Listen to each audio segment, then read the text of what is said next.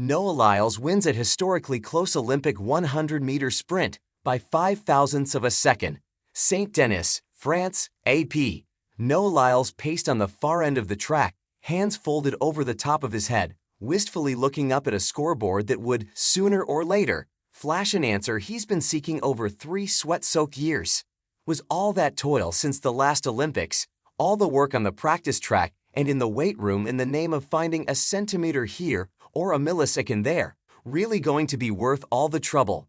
10 seconds passed, then 20, then nearly 30, and then the answer popped up. Yes, Lyles is the 100-meter champion at the Paris Olympics.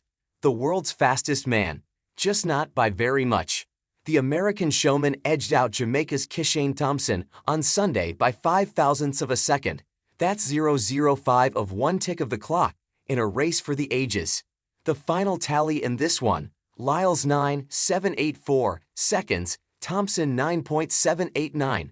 The new champion said that before he left for Paris, one of his physio guys ensured him this race would be a squeaker. He said, "This is how close first and second are going to be," Lyles said as he pinched his thumb and his forefinger together so they were almost touching. "I can't believe how right he was." For perspective, the blink of an eye takes, on average, 1 second. That was 20 times longer than the gap between first and second. It was so close that when the sprinters crossed the line and the word photo popped up next to the names of Lyles, Thompson, and 5 others in the 8-man field, Lyles walked over to the Jamaican and said, "I think you got the Olympics, dog." Thompson, who raced 3 lanes to the left of Lyles and had no clue where he was on the track, wasn't convinced. "I was, wow, I'm not even sure because it was that close," the Jamaican said. Time would tell, it always does. When Lyles' name came up first, he snatched his name tag off the front of his bib and held it to the sky. Moments later, he shouted at the TV camera, "America, I told you I got this." The first 4 racers were separated by less than 0.3. The top 7 all finished within 0.9 of each other. America's Fred Kerley came in third at 9.81. "That's probably one of the most beautiful races I've been in," he said. In the photo finish, Kerley's orange shoe crossed the line before anyone or anything. But it's the chest breaking the barrier that counts. Lyles' chest crossed first. This was the closest 1-2 finish in the 100 since at least Moscow in 1980, or maybe even ever.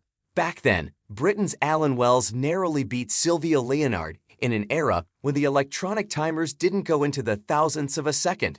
The same was true in 1932, when Eddie Tolan won the Olympics' first ever photo finish. Lyles conceded that during the excruciating wait, he was pretty sure he had dipped his chest just a tad too soon. Dipping, it turns out, is one of the few things he doesn't work on over and over again at his training track in Florida.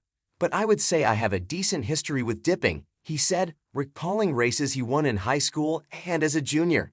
He 9.784 marked a new personal best for Lyles and made him the first American champion in the marquee race at the Olympics since Justin Gatlin in 2004. Lyles is hoping to go even bigger than that and maybe take this sport back to a day when it was Carl Lewis and Edwin Moses lighting up the track, a must-see affair, the likes of which Lyles headlined in front of around 80,000 on a warm night at the Stade de France. The mission started after Lyles settled for a bronze medal in Tokyo in his favorite, and then, only, sprint, the 200.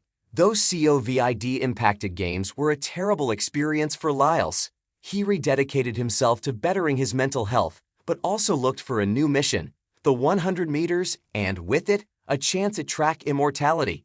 The practice was tough for a sprinter never known as a great starter, but he stuck with it. When he won the World Championships last year, then backed it up by winning the 200, his goal for Paris was very much in sight.